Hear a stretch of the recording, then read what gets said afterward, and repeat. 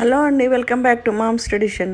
ఈరోజు special chole masala curry ఎలా చేసుకోవాలో మీకు చూపిస్తానండి. అంటే కాబూల్ చనే కర్రీ కూడా అంటారు దీన్ని.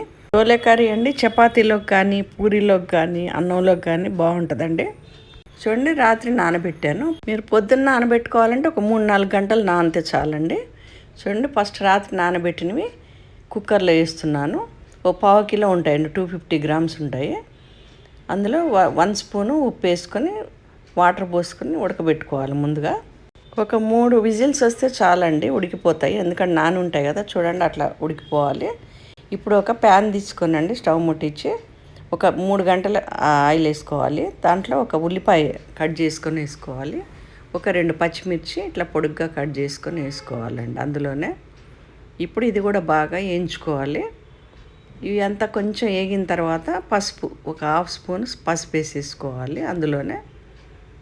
కొద్దిగా ఉల్లిపాయ ఉడకనివ్వాలండి. అల్లం వెల్లిపాయ 1.5 స్పూన్ అల్లం వెల్లిపాయ వేసుకోవాలి. మళ్ళీ అది పచ్చివాసన అంతా పోయేంత వరకు అల్లం వెల్లిపాయ కూడా కలుపుకోవాలండి. ఈ అల్లం వెల్లిపాయ అటు ఇటు అంతా కలిపిన తర్వాత మళ్ళీ కారం ఇందులోనే వేసుకోవాలి. ఇది చాలా ఈజీగా చేసుకోవచ్చండి. ఒకసారి ఉడికిపోయిన తర్వాత కాబూల్ చనే ఈజీగా చేసుకోవచ్చు. చూడండి, అది పచ్చివాసన ఇప్పుడు పోయిన తర్వాత ఇప్పుడు కొంచెం ఒక 2 స్పూన్స్ కారం వేసుకోవాలి.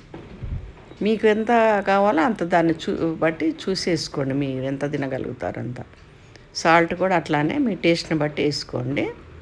ధనియాల పొడి ఒక 2 స్పూన్స్ వేసుకోవాలి.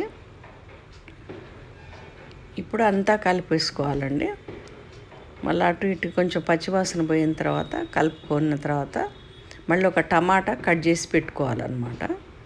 టమాటా కట్ చేసి పెట్టుకున్న తర్వాత ఆ టమాటాను కూడా ఇందులోనే వేసుకోవాలన్నమాట.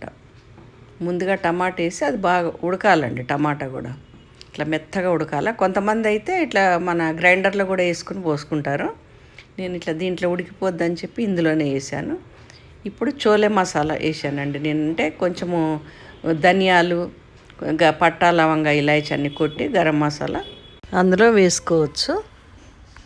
ఒకసారి టమాటా వేసిన తర్వాత కొంచెం మూత పెట్టాలండి. ఆవిరిలో అది ఉడికిపోద్ది, మెత్తగా అవ్వాలన్నమాట. అది కూడా మెత్తగా అయిపోయిన తర్వాత మనం శనగలు ఉడకబెట్టుకున్నవి ఉన్నాయి కదా, ఆ శనగల వాటర్ ఉంటాయి కదా, దాంట్లో వాటర్ వస్తాయి. ఆ వాటర్ కొంచెం కొంచెం పోసుకుంటూ మూత పెట్టి తీస్తుండాలి. ఆ వాటర్లోనే ఉడికిపోతాయండి. మనకి ఎంత వాటర్ అయితే ఉంటుందో అంత కొంచెం కొంచెం పోసుకుంటూ ఉంచాలి. ఇప్పుడు శనగలు కూడా అందులోనే వేసుకోవాలండి. అందులోనే వేసిన తర్వాత ఇప్పుడు మనకు కొంచెం చిక్కబట్టాను, కానీ మనకు చిక్కదనం రావాలనుకుంటే కొంచెం వేసుకుంటే కొబ్బరికాయ పొడి వేసుకోవచ్చు. కొబ్బరి పొడి మెత్తగా చేసేసి, లేకపోతే నేనైతే కొంచెం శనగపిండి ఇట్లా పలసగా చేసేసండి వాటర్లో అది పోసాను. ఇలాగే చేశారంటే చాలా టేస్ట్ వస్తుందండి. ఇప్పుడు కొత్తిమీర చల్లుకోవాలి. మీరు ఒకసారి చేసి చూడండి, మీరు మళ్ళీ సేమ్ ఇట్లాగే చేసుకుంటారు. మీరు చాలా బాగుంటుందండి రోటీకి, పూరీకి.